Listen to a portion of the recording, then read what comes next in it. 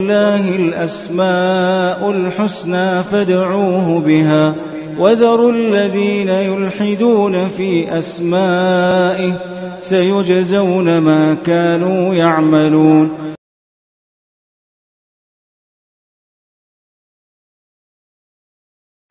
بسم الله الرحمن الرحيم. الحمد لله رب العالمين وبه نستعين وصلى الله وسلم على سيد الأنبياء والمرسلين وعلى آله وأصحابه أجمعين ومن تبعهم بإحسان إلى يوم الدين. اما بعد، انشاءاللہ تعالی اس نشست میں اور آنے والی نشست میں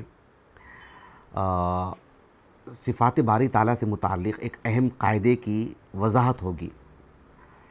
ہم جو تقریباً ایک 10 سال سے جو اسماء حسنہ اور اللہ تعالیٰ کے صفات باری تعالیٰ سے متعلق جو درس دیتے آ رہے ہیں، 100 سے زائد اللہ سبحانہ و تعالیٰ کے اسماء حسنہ سے متعلق درس ہو چکا الحمدللہ، یا 100 کے قریب صفات وغیرہ ملا کر کے صفات باری تعالیٰ سے متعلق الگ سے دروس ہو چکے ہیں.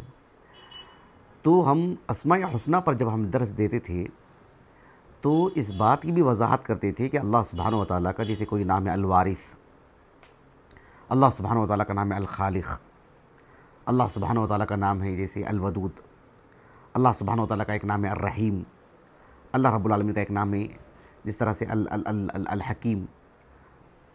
تو ان ناموں سے متعلق جو ہم بہت سارے باتیں بتاتے تھے، اس میں سے ایک بات یہ بھی ہوتی تھی کہ اللہ سبحانہ و تعالیٰ کے اسماء حسنہ سے، یعنی اس اسم سے کیسے دعا کریں گے.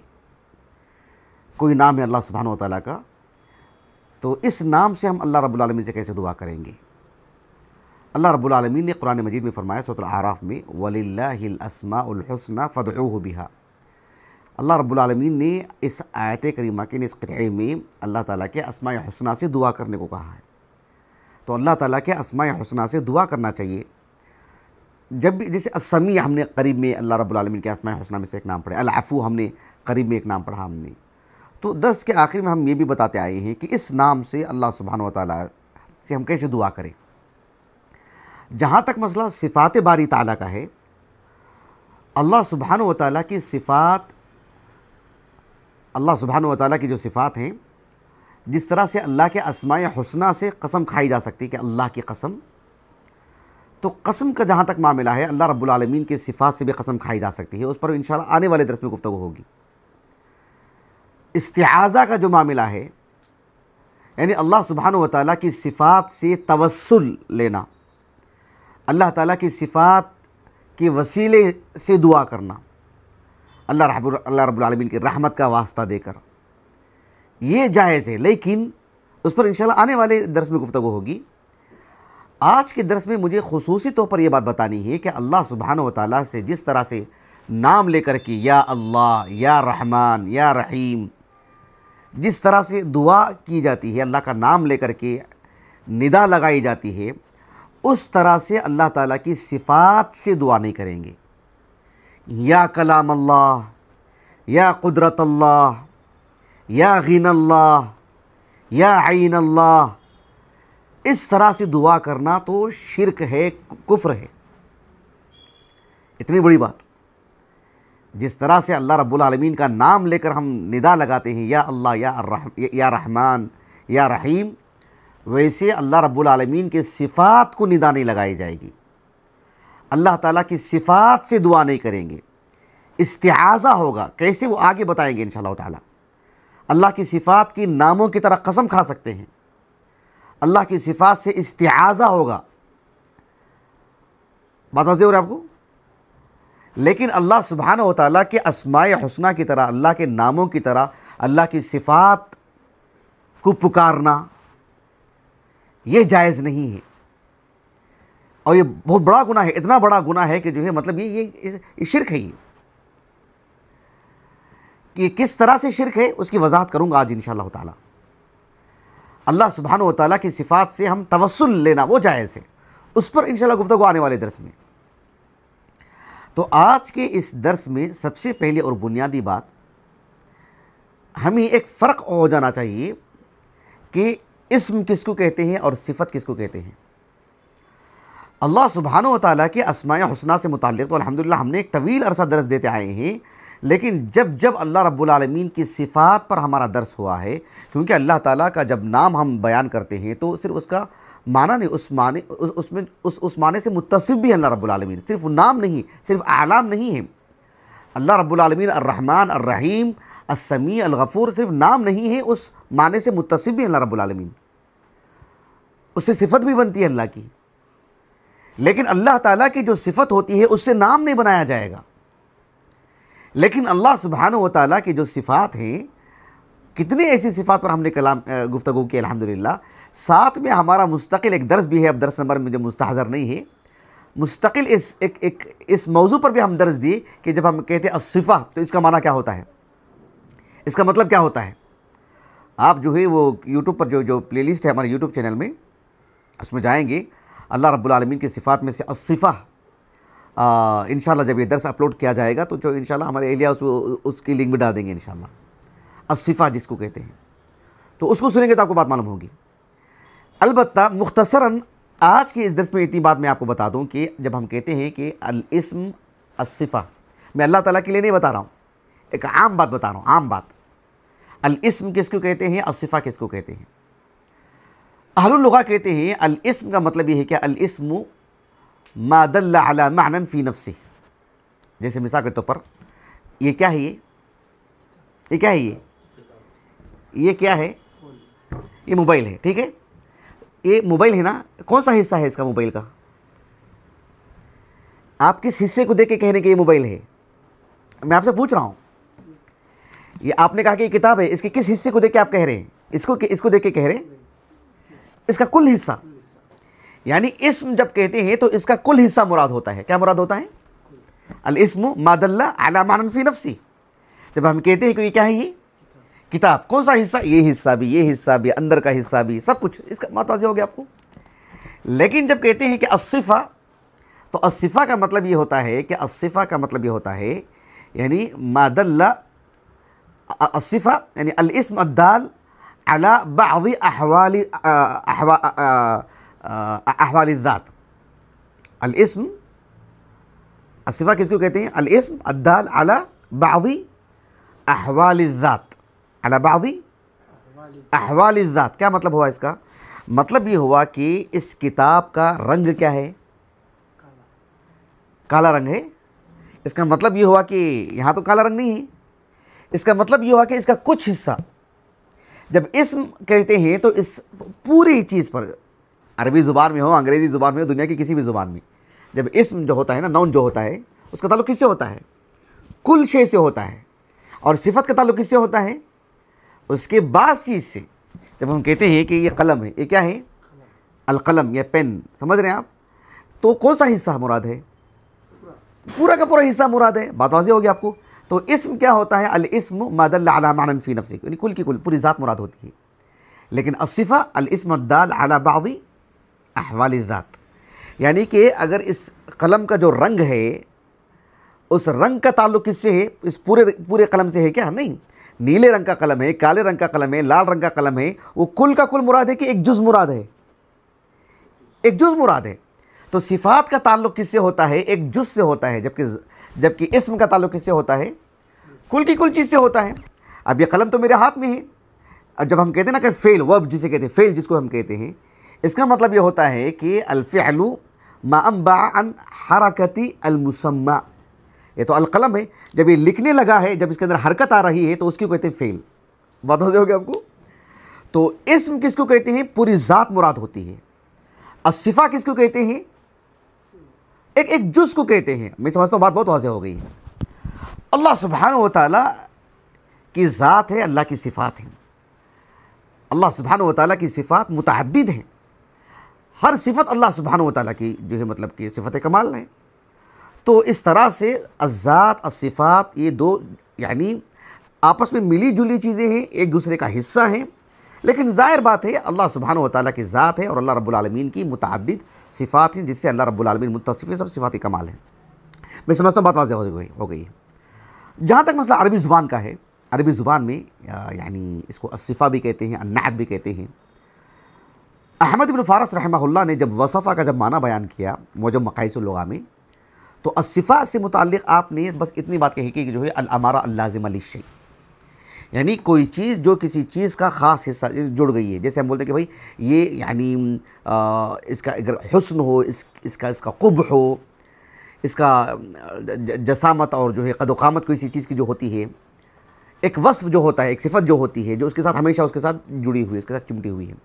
جیسے کہتے ہیں کہ انسان کسی انسان سے متعلق وہ بہت اچھا بولتا ہے مثلا، یا وہ تیز چلتا ہے، یا وہ دور تک دیکھتا ہے، کوئی بھی اس کی صفت جو ایک جز ہے جو اس کے ساتھ ہمیشہ کے ساتھ اس کے ساتھ جڑی ہوئی ہے. بات واضح ہوگی آپ کو؟ اچھا، النعت جب کہتے ہیں، کیونکہ الصفہ النعت تقریباً ایک دوسرے کے مترادف ہیں، لیکن قدرے جو فرق آپ نے بتایا، الصفہ جب کہتے ہیں تو اس کے اندر ایک عام بات ہوتی ہے، عام بات، یعنی الامارہ اللازمہ للشیء، کوئی ایک وصف، ایک علامت، ایک نشانی جو کسی کے ساتھ جڑی ہوئی ہے. النعت کے بارے میں آپ نے بتایا کہ یعنی وصف کا فی الشیء بما فیہ حسن، وصف کا شیء بما فیہ حسن. النعت خاص طور پر یعنی ایک حسن بتانے کے لیے آتا ہے. جیسے ہم یہ کہتے ہیں کہ بھائی اس کی کوئی علامت ہم بتاتے ہیں، اس کی کوئی نشانی ہم بتاتے ہیں، اس کا کوئی وصف ہم بتاتے ہیں، اچھا بھی ہو سکتا ہے، برا بھی ہو سکتا ہے، لیکن نعت کی جب بات آتی ہے تو اس کے اندر حسن والی بات ہی آتی ہے. یہ فرق جو ہے احمد بن فارس رحمہ اللہ نے نعتہ کے بارے میں وہاں پر بتایا اور وصفہ کے اس میں وہاں پر بتایا. آپ نے اپنے اصل موضوع کو پہنچنے کے لیے آخری ایک بات میں آپ کو بتا دیتا ہوں، وہ یہ ہے کہ شیخ الاسلام ابن تیمیہ رحمہ اللہ نے کہا جہاں تک مسئلہ اللہ سبحانہ و تعالیٰ سے متعلق ہے تو قرآن مجید میں احادیث میں، حالانکہ ہم نے بتایا نا کہ بھئی الصفہ ایک الگ چیز ہے، الذات ایک الگ چیز ہے، یعنی الذات کل چیز ہوتی ہے، الصفہ ایک مخصوص چیز ہوتی ہے. بات واضح ہو گئی؟ لیکن کتاب و سنت سے اللہ سبحانہ و تعالیٰ کا جو تعارف ہمیں ملتا ہے، شیخ الاسلام ابن تیمیہ رحمہ اللہ نے کہا ایک مقام پر، کہا کہ یعنی الصفہ سے الصفۃ والوصف، اس کے بارے میں آپ نے کہا کہ تارۃ یراد بہ الکلام الذی یوصف بہ الموصوف. کبھی الصفہ ذکر کر کے پوری ذات مراد ہوتی ہے. کیا مراد ہوتی ہے؟ جب ہم کہتے ہیں کہ اللہ سبحانہ و تعالیٰ کی رحمت آ گئی، اللہ رب العالمین کی قدرت دیکھو، تو بھلے ہی قدرت اللہ سبحانہ و تعالیٰ کی یعنی صفت ایک صفت ہے، الرحمہ ایک صفت ہے اللہ رب العالمین کی. جب ہم کہتے ہیں کہ جو ہے مجھے قرآن مجید سے، کلام اللہ سے مجھے بڑی محبت ہے، کلام اللہ تو اللہ کی صفت ہے، اللہ کی صفت ہے وہ، لیکن کلام اللہ سے محبت ہونے کا کیا مطلب ہے؟ یعنی مقصود یہ ہے کہ مجھے اللہ کی ذات سے محبت ہے. مقصود کیا ہے؟ مجھے اللہ کی ذات سے محبت ہے. بات واضح ہو گئی؟ کبھی یہ معنی بھی ہوتا ہے، جیسے کہ شیخ الاسلام تیمیہ رحمہ اللہ نے اس کے لیے ایک مثال دی حدیث سے جو متفق علیہ روایت ہے، حدیث عائشہ، صحیح بخاری کی کتاب التوحید میں بالکل آغاز میں، اور صحیح مسلم کی کتاب الصلاۃ المسافرین وقصرها میں. ام المؤمنین عائشہ رضی اللہ عنہ کہتے ہیں کہ رسول اللہ صلی اللہ علیہ وسلم نے ایک وفد بھیجا تھا، ایک سریہ، صحابہ کی ایک جماعت، ایک دستہ بھیجا تھا آپ نے، اور ان میں ایک سربراہ بھی تھے، ان کے ایک بات واضح ہو گیا آپ کو، ایک ذمہ دار تھے ان کے، اور نمازیں وہیں پڑھایا کرتے تھے. لیکن جب بھی نماز پڑھاتے، پہلی رکعت میں، دوسری رکعت میں سورۃ الفاتحہ کے ساتھ سورۃ الاخلاص، قل هو اللہ احد، کون سی سورت پڑھایا کرتے تھے؟ قل هو اللہ احد ہی پڑھایا کرتے تھے. جب واپس آئے تو صحابہ نے اللہ کے رسول سے عرض کیا صلی اللہ علیہ وسلم کہ اللہ کے رسول یہ ہر نماز میں سورۃ الفاتحہ کے ساتھ سورۃ الاخلاص ہی پڑھا رہے ہیں. تو اللہ کے رسول صلی اللہ علیہ وسلم نے کہا کہ صلوہ لأی شیء یصنع ذلک، صلوہ لأی شیء یصنع ذلک، کیوں ایسے کرتے ہیں، کیوں وہ اس کا اہتمام کرتے ہیں، اتنا اہتمام، ہر رکعت میں سورۃ قل هو اللہ احد پڑھ رہے ہیں، سورۃ الاخلاص پڑھ رہے ہیں. اب جا کر کے ان سے پوچھا انہوں نے، صحابہ نے، تو یہ صحابی نے کہا رضی اللہ عنہ کہ لأنها صفۃ الرحمن وأحبها ان اقرأ بها، چونکہ اس میں اللہ کا تعارف ہے، اللہ کی صفات بیان کی گئی ہیں، اور مجھے اللہ کی صفات سے غیر معمولی محبت ہے، اسی لیے میں اس کا اہتمام کرتا ہوں. یہاں اللہ کی صفات سے محبت کا کیا مطلب ہے؟ یعنی اللہ کی ذات مراد ہے. صفات کہہ کر کے اللہ کی ذات مراد ہے. قل هو اللہ احد، وہ اللہ کی ایک صفت ہے. الصمد اللہ کی ایک صفت ہے. لم یلد ولم یولد اللہ سبحانہ و تعالیٰ سے متعلق آ گئے. تو ایک صفت سے متعلق جو اس بات میں ہو، لم یلد ولم یولد جو نفی میں ہے، قل هو اللہ احد اللہ الصمد، یہ سب جو اس بات میں ہے، تو کہا کہ ہر پہلو سے اللہ تعالیٰ کی جو محبت ہے تو وہ اللہ کی جو صفات سے محبت ہو رہی ہے وہ دراصل کس سے محبت ہے؟ وہ اللہ کی ذات سے محبت ہے۔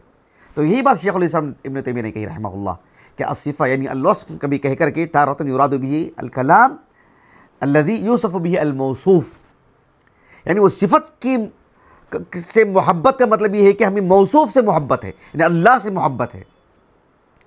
اور کبھی ایسا ہوتا ہے کہ وتارۃ یراد به المعانی الذي یراد به الکلام کالعلم والقدرہ، کبھی صفت کہہ کر کے علم تو علم ہی مراد ہے، اللہ رب العالمین کی وسعت علم سے متعلق گفتگو ہوتی ہے، اللہ سبحانہ وتعالیٰ کے احاطے سے کوئی مطلب خارج نہیں ہے، اللہ سبحانہ وتعالیٰ کے علم سے کوئی چیز خارج نہیں ہے۔ بات واضح ہو رہی ہے؟ اس کا مطلب یہ ہوا کہ کبھی بالذات صفت ہی مراد ہوتی ہے، کبھی صفت کہہ کر کے مراد کیا ہوتی ہے؟ اللہ سبحانہ وتعالیٰ کی ذات مراد ہوتی ہے۔ یہ بندوں سے متعلق بھی بات ہوتی ہے، لیکن خصوصاً یہاں پر بات ہو رہی ہے اللہ رب العالمین کی ذات اور صفات سے متعلق۔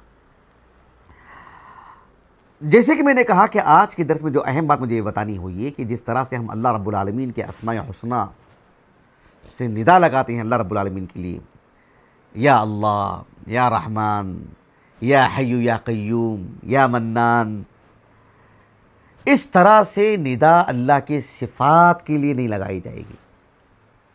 بات واضح ہو گیا آپ کو؟ وہ اللہ رب العالمین کی صفات ہیں، اللہ تعالیٰ کی ایک ایک صفت کو اس طرح سے، چاہے وہ صفات ذاتیہ میں سے ہو، صفات اختیاریہ میں سے ہو، صفات فعلیہ میں سے ہو، ایسے نہیں ندا لگائیں گے یا عین اللہ، یا قدرت اللہ، یا کلام اللہ۔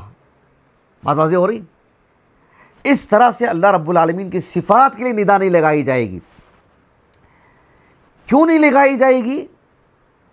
اہل علم نے اس کی وجہ یہ بتائی ہے کہ اس سے یہ بات کہیں نہ کہیں یہ پیدا ہوتی ہے کہ اللہ تعالیٰ کی صفات کے ساتھ، اللہ تعالیٰ کی ذات کے ساتھ اللہ تعالیٰ کی صفت کو ہم گویا کہ مستقل ایک الگ کوئی شے مان رہے ہیں، الگ سے اس کا ایک حصہ ہم مان رہے ہیں، یعنی مطلب ایک خارجی چیز مان رہے ہیں۔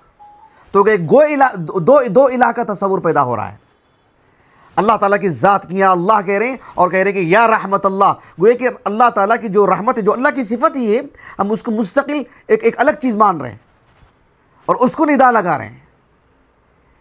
یہ اسلام نے مطلب یہ کتاب و سنت میں اس طریقے کی تعلیم نہیں دی گئی، اس طریقہ نہیں سکھایا گیا ہے۔ دیکھو کہ یہ جو کتاب ہے الابانہ عن شریعت الفرقہ الناجیہ، الابانہ الکبریٰ، الابانہ الصغریٰ بھی ہے ہمارے پاس الحمدللہ، یہ الابانہ الکبریٰ ہے۔ آج سے تقریباً ٹھیک 10 سال پہلے، ٹھیک 10 سال پہلے، یعنی یہ جنوری کا مہینہ نا، یہ شمسی اعتبار سے، اس کے بعد فروری، پھر غالباً مارچ میں، ایک ٹھیک 2015 کی بات ہے، بالکل آغاز میں، شمسی اعتبار سے بتا رہا ہوں۔ تو میں نے حیدرآباد میں ان 3 کتابوں کے تعارف پر ایک میں نے درس دیا تھا، جو عقیدہ اہل السنہ والجماعہ کی ترجمانی میں، نمائندگی میں یہ 3 کتابیں مرجع کی حیثیت رکھتی ہیں، اور بھی 10 کتابیں خصوصیت کے ساتھ، الابانہ الکبریٰ ابن بطہ العبقری رحمہ اللہ کی، اور شرح اصول اعتقاد اہل السنہ والجماعہ امام ابو الحسن اللالکائی کی رحمہ اللہ، اور الشریعہ امام آجوری رحمہ اللہ کی، ان 3 کتابوں کا، ان کی 3 کتابوں کے مؤلفین کا، ان 3 کتابوں کا تعارف، ان کی 3 کتابوں کا یعنی طریقہ تصنیف جو منہج ہے ایک مؤلف کا، اور ان کتابوں کی اہمیت، ان کتابوں کے موضوعات، ان سب پر میں نے تفصیلی درس دیا، یوٹیوب پر موجود ہے الحمدللہ۔ لیکن وہ 10 سال پہلے کی بات ہے، اس وقت ہمارے بولنے کا طریقہ، سمجھانے کا طریقہ، اس میں سوال جواب وغیرہ، اس میں کافی طول اختیار کر گیا ہے، لیکن بہرحال صبر کے ساتھ سننا پڑے گا، کیونکہ جو ہے وہ یعنی سمیٹنے والی بات نہیں تھی اس وقت میں، دروس میں پھیلا کر کے باتیں پیش کی جاتی تھیں۔ تو اس میں یہ جو الابانہ ہے امام ابن بطہ رحمہ اللہ کی، اس میں آپ نے ایک مقام پر یعنی جہمیہ کے جو شبہات ہیں، جس طرز پر ایک تو ان کے جو استدلالات ہوتے ہیں وہ ظاہر باتیں بالکل یعنی وہ ایک طرح سے نصوص کو آپس میں متصادم بنا کر کے پیش کرتے ہیں، نصوص کو معارض بنا کے پیش کرتے ہیں، اور کبھی کبھار نصوص سے غلط استدلال کرتے ہیں۔ آیت کریمہ ہے، حدیث صحیح ہے، لیکن استدلال بالکل غلط، جو کہ اہل بدعت کا جو ہے مطلب ایک طریقہ ہے۔ اس میں آپ نے ان کا ایک نقطہ نظر یہ کہ جو ہے مطلب اس طرح کا شبہ پیدا کرنا کہ کہ قرآن مجید اللہ سبحانہ و تعالیٰ ہے کیا؟ ظاہر بات ہے کہیں گے کہ نہیں، اس کا مطلب ہے کہ وہ اللہ رب العالمین یعنی وہ غیر اللہ ہوا. پھر تو کیا قرآن اللہ ہے؟ کہا کہ بھی نہیں، اس کا مطلب غیر اللہ ہوا قرآن، اور جو بھی غیر اللہ ہوگا وہ اللہ کی مخلوق ہو جائے گی وہ چیز. بھئی وہ غیر اللہ بھی نہیں ہے، وہ اللہ کی صفت ہے. قرآن اللہ ہے کیا؟ نہیں، قرآن اللہ کی صفت ہے. قرآن غیر اللہ بھی نہیں ہے، نہ قرآن اللہ ہے نہ قرآن غیر اللہ ہے، قرآن اللہ کی صفت ہے. لیکن اس طرح کا انہوں نے شبہ پیدا کیا. آپ نے ایک تو آیاتوں سے بہترین بہت ساری آیتیں آپ نے پیش کی، جیسے فَأَجِرْهُ حَتَّى يَسْمَعَ کلام اللہ، قرآن کو اللہ نے کلام اللہ کا، یہ اللہ تعالیٰ کی صفات میں سے ہے. تو یا اہل الکتاب لا تغلوا فی دینکم ولا تقولوا علی اللہ الا الحق، پھر اس سلسلے میں آپ نے بہت ساری آیتیں پیش کی. ہمارے موضوع سے متعلق بات یہ ہے کہ آپ نے کہا کہ اللہ سبحانہ و تعالیٰ کی جو ایک تو اللہ کی ذات ہے، اور اللہ کی ذات سے دعا ہونی چاہیے یا اللہ ندا لگانی چاہیے، لیکن اللہ سبحانہ و تعالیٰ کی جو صفات ہوتی ہیں نہ ان کو اللہ کہیں گے وہ غلط ہے، نہ غیر اللہ کہیں گے وہ بھی غلط ہے، وہ اللہ کی صفات ہیں، وہ صفات اللہ ہیں. اب ایسے میں عزت اللہ، قدرت اللہ، حکمت اللہ، یہ سب جو اللہ رب العالمین کی صفات ہیں، ان صفات سے دعا کرنا، ان صفات کو ندا لگانا، یہ طریقہ درست نہیں ہے. اس سے اللہ سبحانہ و تعالیٰ کی ذات کے مقابل ایک اور شے کو ٹھہرانا لازم آتا ہے. اللہ سبحانہ و تعالیٰ کی ذات سے دعا کریں گے، اللہ سبحانہ و تعالیٰ کے اسماء حسنہ سے دعا کریں گے، لیکن اللہ تعالیٰ کی صفات سے دعا کرنا، جیسے میں نے کہا نا، یا اللہ کہنا، یا رحمان کہنا، یا رحیم کہنا، یا حی یا قیوم کہنا، یہ کتاب و سنت سے ثابت ہے، بلکہ اسی طرح سے دعا کرنے کو کہا گیا ہے. لیکن یا عزت اللہ، اللہ تعالیٰ کی صفت سے، یا کلام اللہ، اللہ سبحانہ و تعالیٰ کی صفات کو ندا لگانا، یہ جو ہے بہرحال درست نہیں ہے. جیسے کوئی کہے کہ دیکھو آپ نے کہا لا یقال ان عزت اللہ ہی اللہ ولو جاز ذلك لكانت رغبۃ الراغبین ومسألۃ السائلین ان یقولوا یا عزت اللہ عافینا ویا عزت اللہ اغنینا. پھر آگے بھی اپنی اس طرح کی بہت ساری مثالیں آپ نے پیش کی ہیں، آپ نے یہاں پر بھی پیش کی ہیں، اور بہت دور تک آپ نے اس موضوع سے متعلق گفتگو کی ہے. جس کو میسر ہو وہ بہرحال وہ ضرور پڑھنا چاہیے. تو بہرحال آپ نے اس معاملے میں ایک طرح کا یعنی ایک ابتدائی آپ نے گفتگو کی. قدیم علماء میں اس طرح سے گفتگو آپ کی گفتگو جو کافی مشہور ابن بطہ رحمہ اللہ کی، ماں بعد کے علماء نے یعنی اہتمام کیا ہے آپ کی اس بات کو بیان کرنے کے لیے. شیخ الاسلام ابن تیمیہ رحمہ اللہ کی یہ جو کتاب دیکھ رہے ہیں نا، الاستغاثہ فی الرد علی البکری، الرد علی البکری، البکری کون ہے؟ یہ شخص کون ہے؟ یہ شخص ہیں ابو الحسن نور الدین علی بن یعقوب، جو ان کے نسب نامے میں یہ بات بتائی جاتی ہے کہ عبداللہ بن عبد الرحمن بن ابی بکر صدیق رضی اللہ عنہ سے جا کے ان کے نسب نامہ جڑتا ہے. نسب نامہ جڑنے سے کیا فرق پڑنے والا ہے؟ اس وجہ سے البکری ہیں ابو بکر صدیق کی طرف، ان کے خانوادے کے ہونے کی وجہ سے. لیکن جو اعتقاد ابو بکر صدیق کا تھا رضی اللہ عنہ، جو اعتقاد آپ کے فرزند کا تھا، جو اعتقاد آپ کے پوتے کا تھا، جو اعتقاد ایک زمانے تک آپ کی نسل میں تھا، وہ اعتقاد تو آپ کا نہیں ہے. البتہ یہ ابو الحسن نور الدین البکری جو ہیں، یہ شیخ الاسلام ابن تیمیہ رحمہ اللہ کی جو وفات ہوئی ہے 728 ہجری کو، ان سے 4 سال پہلے ان کی وفات ہوئی 724 ہجری کو. اس کتاب کے جو محقق ہیں ڈاکٹر عبداللہ بن دجین السہلی، یہ کہتے ہیں کہ جو ہے مطلب تراجم کی کتابوں میں 3-4 سطر بھی نہیں ملتے ہیں نور الدین علی بن یعقوب البکری سے متعلق. شیخ الاسلام ابن تیمیہ رحمہ اللہ نے جو ان پر رد کیا ہے، جگہ جگہ جو ان کا نام لیا ہے اس کتاب وغیرہ میں، تو کہا کہ اسی وجہ سے ان کی کچھ معلومات ان سے مل پائی ہیں، اسی وجہ سے ان کی کچھ شہرت ہوئی ہے. اعتقادی اعتبار سے یعنی غیر اللہ سے استغاثہ کرنا، غیر اللہ سے مدد مانگنا وغیرہ، اس پر جو ان کے نظریات، ان کی تحریریں، ان کی جو کتابیں تھیں، ان کی جو تالیف ہے شیخ الاسلام ابن تیمیہ رحمہ اللہ کو، ایک تو آپ نے جگہ جگہ پر رد کیا ہے، لیکن مستقل بذات ایک تصنیف کے طور پر آپ کی کچھ اخوان نے آپ سے طلب کی تو آپ نے کتاب لکھی شیخ الاسلام ابن تیمیہ رحمہ اللہ. تو شیخ الاسلام ابن تیمیہ رحمہ اللہ کی جو کتاب ہے الاستغاثہ فی الرد علی البکری، تو وہ کتاب کے محقق کا کہنا یہ ہے کہ جو ہے اس کتاب کا خلاصہ بیان کی، اس کی تلخیص کی تھی شیخ الاسلام ابن تیمیہ رحمہ اللہ کے تلمیذ حافظ ابن کثیر نے رحمہ اللہ.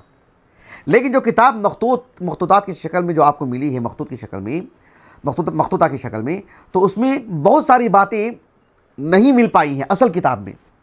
جسے حافظ ابن کثیر رحمہ اللہ نے تلخیص کے طور پر جو کیا ہے اس میں وہ کتابیں موجود ہیں۔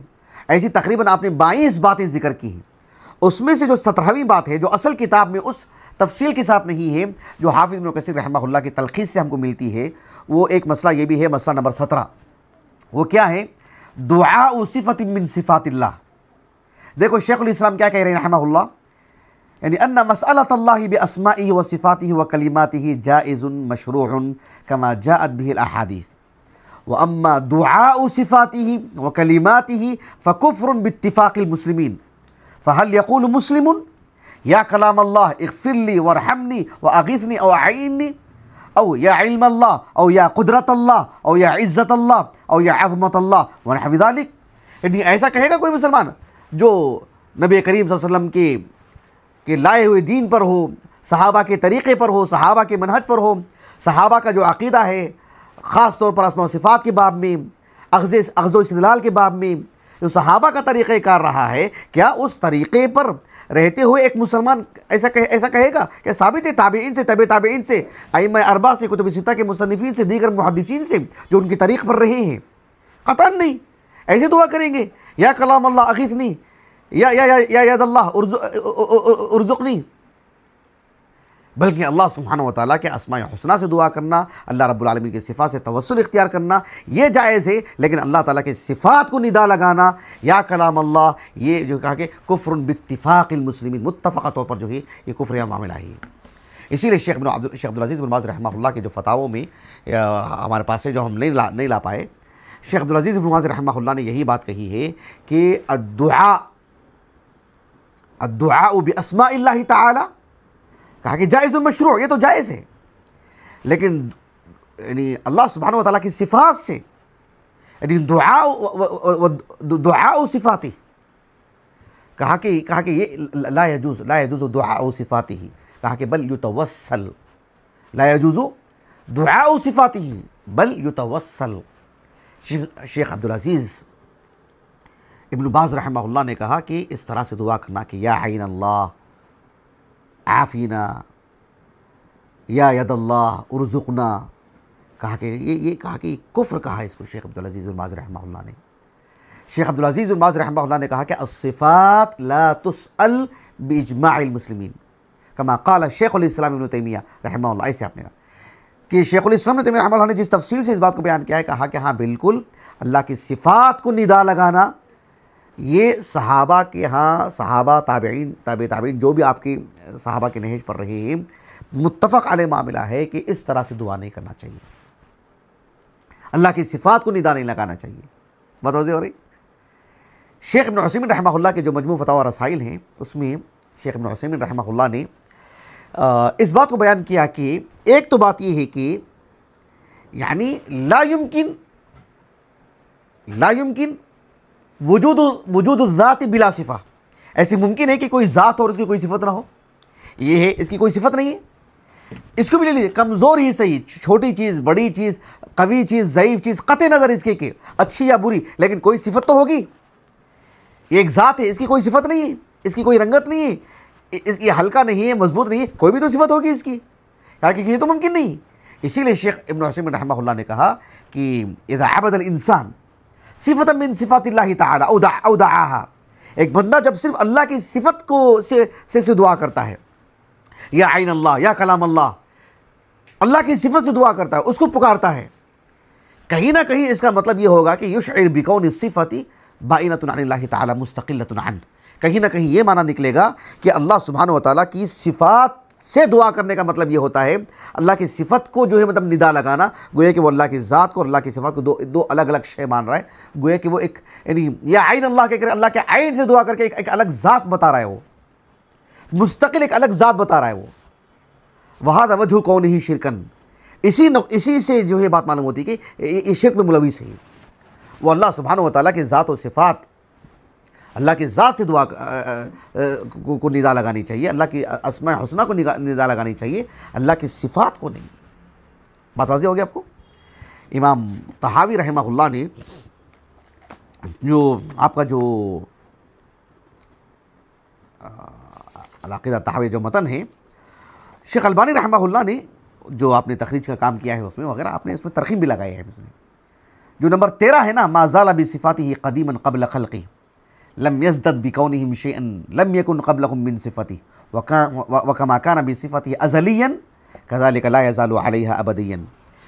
یہ جو 13 نمبر ہے متن کا، اس کا جو مفصل کلام ہے، جی کسی کو میسر ہو تو ضرور پڑھنا چاہیے امام ابن ابی العز الحنفی کو رحمہ اللہ، جو آپ نے بہت ہی تفصیل کے ساتھ لکھا. آپ نے کہا کہ وَكَذَا مَسْأَلَةُ الصِّفَةِ هل هي زائدة على الذات أم لا لفظها مجمل وكذلك لفظ الغير فيه إجمال فقد يراد به ما ليس هو إياه وقد يراد به ما جاز مفارقته له. ولهذا كان أئمة السنة رحمهم الله تعالى لا يطلقون على صفات الله وكلامه أنه غيره ولا أنه ليس غيره، لأن إطلاق الإثبات قد يشعر أن ذلك مباين له، وإطلاق النفي قد يشعر بأنه هو إذ كان لفظ الغير فيه إجمال فلا يطلق الا مع البیان والتفصیل. آگے نے بہت تفصیل سے آپ نے لکھا، واقعی ایک سطر جو ہے مطلب ہے سبحانہ پڑھنے کی چیز ہے. تو میں نے بس اشارہ کر دیا، کسی کو میسر ہو تو ضرور پڑھیے گا اس کو. تو یہ بات رہی کہ اللہ تعالیٰ کی صفات کو ندا نہیں لگائی جائے گی. البتہ اللہ تعالیٰ کی صفات سے توسل کیسے اختیار کریں گے، اس پر انشاءاللہ تفصیلی گفتگو آنے والے درس میں ہوگی انشاءاللہ تعالیٰ. اللہ تعالیٰ سے دعا ہے کہ اللہ رب العالمین ہمیں اللہ تعالیٰ کے اسماء الحسنی، اس کے صفات علیٰ کو سمجھ کر کے پڑھنے کے اللہ ہمیں توفیق عطا فرمائے، اور جو مشروع اور غیر مشروع، جائز اور غیر جائز ہے، اس فرق کو ملحوظ رکھنے کی توفیق عطا فرمائے. اور جو صحابہ کا طریقہ ہے، چاہے وہ اسماء الحسنی صفات علیٰ کا باب ہو، عقیدے کا باب ہو پوری تفصیل کے ساتھ، اور طریقہ اور منہج ہے کسی بھی باب میں، کل شریعت میں اللہ تعالیٰ ہمیں صحابہ کے فہم کے حساب سے، صحابہ کے طریقے کے حساب سے دین کو سمجھنے کی اور عمل کرنے کے اللہ ہمیں توفیق عطا فرمائے. سبحانک اللہم و بحمدک، اشہد ان لا الہ الا انت، استغفرک و اتوب الیک.